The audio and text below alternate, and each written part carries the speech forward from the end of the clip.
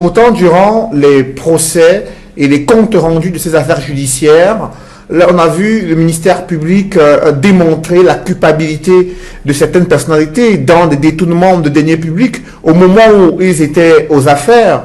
Et ceux qui ont pu rembourser le corps du délit au tribunal militaire ont vu leur peine être stoppée et certains ont été libérés. Est-ce que cela ne démontre pas un mécanisme juridique pour pouvoir renflouer les caisses de l'État et permettre à ceux qui ont détourné de rembourser le corps du délit et de pouvoir être libres?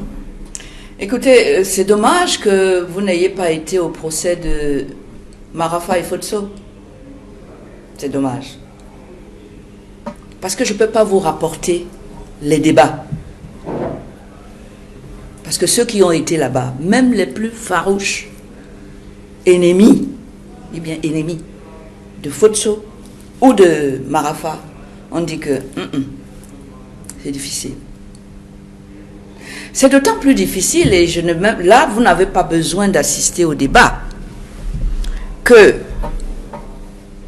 Marafa a été poursuivi avec Fotso pour détournement de deniers publics, pour détournement de la somme de 39 millions de dollars qui devait servir à la fabrication et à l'achat de l'avion du président de la République, qui a décidé de cet achat à un moment où le Fonds monétaire était dans nos murs pour mauvaise gestion et essayait de nous amener à assainir les finances de l'État pour nous éviter des dévaluations sur dévaluations.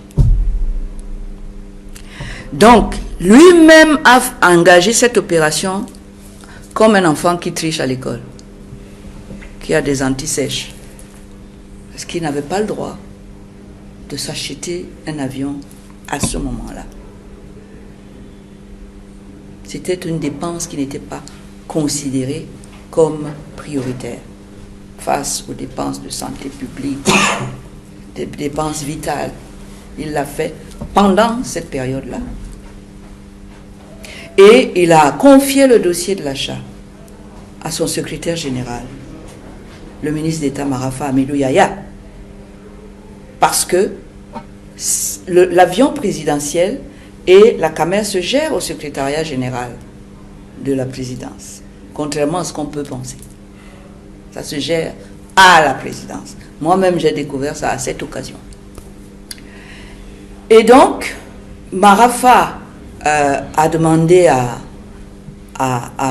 M. Fotso, qui était donc ADG, administrateur, directeur général de la CAMER nouvellement nommé, de voir dans quelle mesure, et à la demande du président, il pouvait, en négociant des avions pour CAMER, il pouvait également introduire la négociation pouvant aboutir à la mise à la disposition du président de la République un avion tout neuf pour lui permettre de faire ses déplacements, comme Aïdjo le faisait avec un certain avion qui est toujours là, qu'on appelle le Pélican, où le président n'a jamais voulu monter pour des raisons qui lui sont propres. Alors, M. Fotso, qui était en négociation avec des gens qui étaient susceptibles de financer sur le marché international cet avion-là, lui a dit, je vais en parler à ceux qui travaillent à me donner des avions pour la CAMER qui n'en avait pas, pour la CAMER qui n'en avait pas. C'est comme ça qu'on lui a refourgué la CAMER. Il n'y avait pas d'avion en propre. On lui a dit, débrouille-toi, tu es un financier de haut vol, tu vas te débrouiller, l'intérêt du Cameroun est à ce prix-là. Il a fait. Et donc, le dossier de la commande d'un avion neuf pour le président a été fait chez Boeing. Boeing, ce n'est pas une petite société. Une société qui est structurée, qui est aux États-Unis, il y a des règles, etc. On a fabriqué l'avion. Et le montage financier de Fotso et de son partenaire avec qui il faisait le travail des avions de CAMER, c'était que l'État n'aura à dépenser rien, puisqu'on avait dit que justement c'est parce que l'État n'a rien. On est sous ajustement structurel.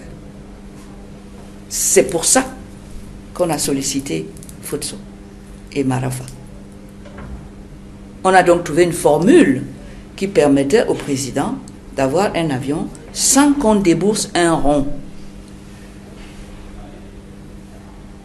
En signant simplement une lettre de, je sais pas comment, letter of credit, or something like that.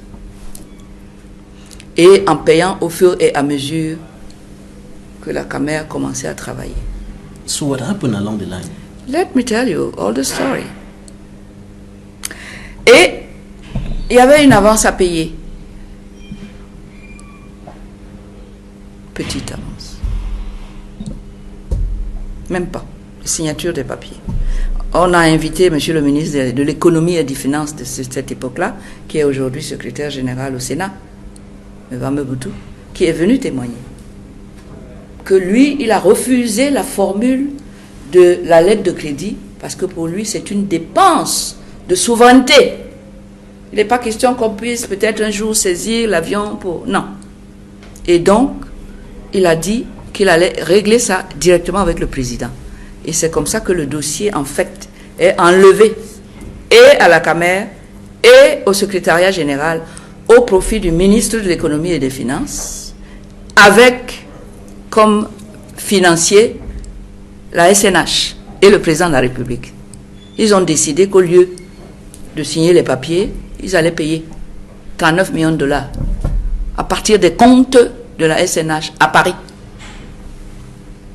Donc, le partenaire de la Camer, qui ne s'attendait pas du tout à avoir de l'argent, puisque ce n'était pas ça, reçoit dans son compte cet argent qui a pris la filière bancaire, c'est-à-dire virement. Ça ne peut pas être arrêté en route. C'est tombé directement dans les comptes de cette société américaine, qui était donc le vis-à-vis de Boeing pour cette opération. Parce qu'on lui faisait d'ailleurs plus confiance qu'à un pays qui avait des problèmes, le Fonds monétaire, etc. C'est connu. Ces fonds, comment il s'appelle Boeing a eu ce qu'il fallait pour commencer à fabriquer, et l'avion était fabriqué. Il y en avait même le modèle qui était en préparation. Donc, on n'a fait que continuer sur ça. Alors, qu'est-ce qui se passe? Il se passe que cette opération se déroule just before 9/11, le 11 septembre, aux États-Unis. L'Amérique est frappée par l'aéronautique. Elle veut savoir qu'est-ce qui s'est passé. Qui a financé Ben Laden? Qui a financé tous ces avions qui se sont jetés sur le World Trade Center et qui allaient au Pentagone et ainsi de suite. Et d'ailleurs, c'est à cette période que le système bancaire international a changé.